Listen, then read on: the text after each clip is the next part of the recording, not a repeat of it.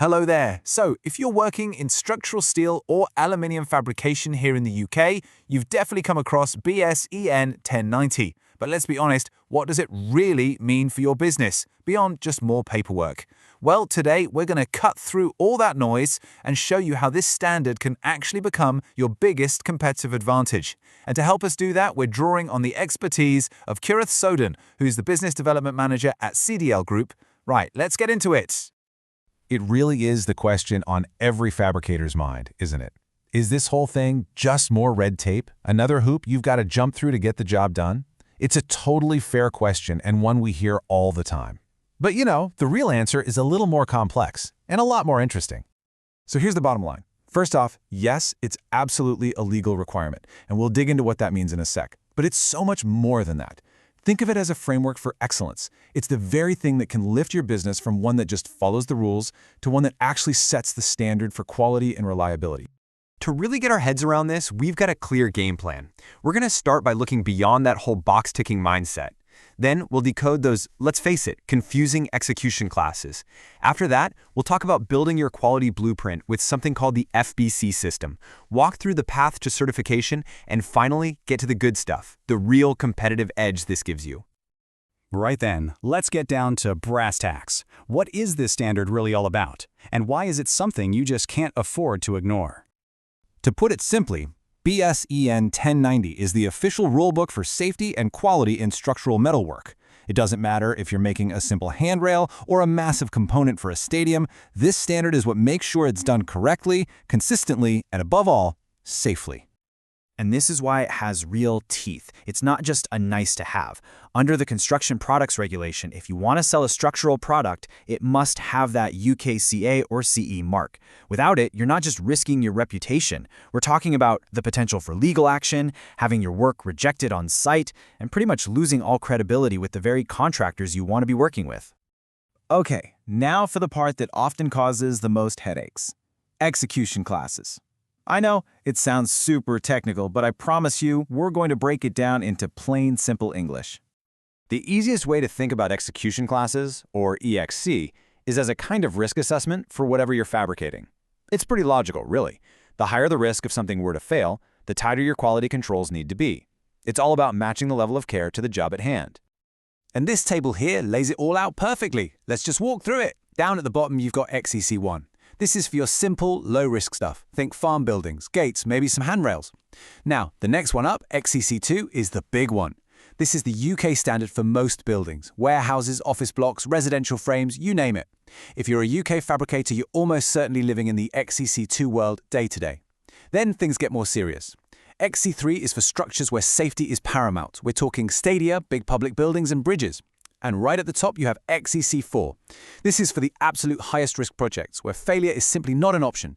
Think nuclear power plants or really long-span bridges. See, it's all about risk. So how do you actually manage all of this day to day?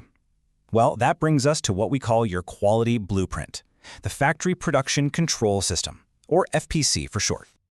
Your FPC is basically the beating heart of your BSEN 1090 compliance.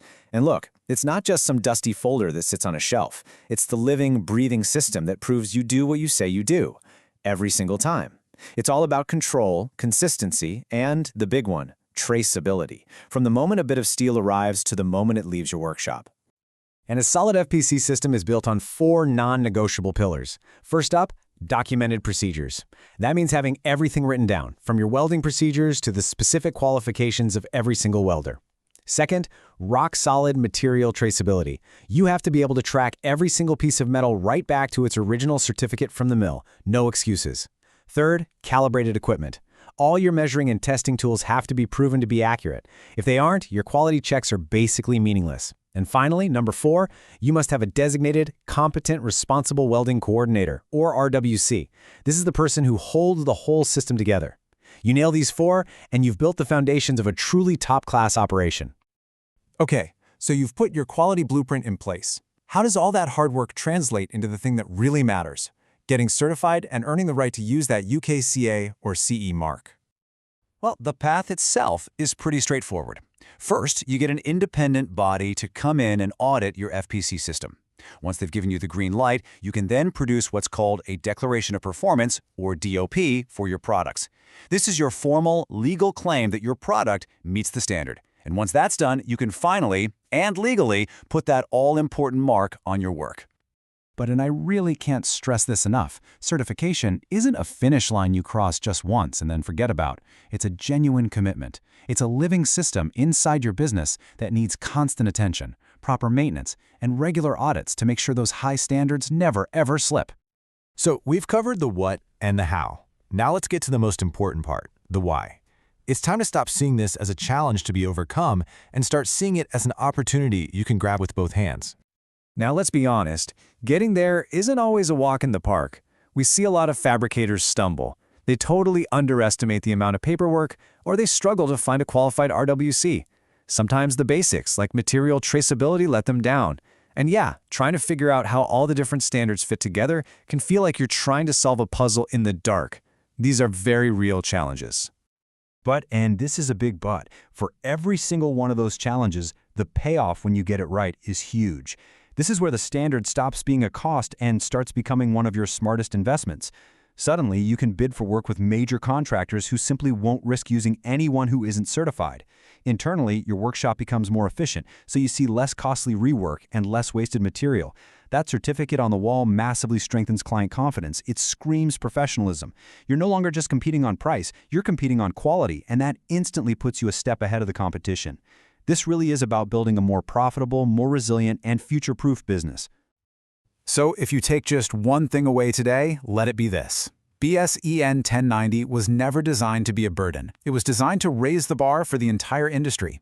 It's about championing quality, guaranteeing safety, and building a reputation you can be truly proud of. It's your framework for becoming a real standard setter. And that brings us to the end of our explainer, which was built on the fantastic insights of Kerrith Sodin from CDL Group. Thanks so much for joining us.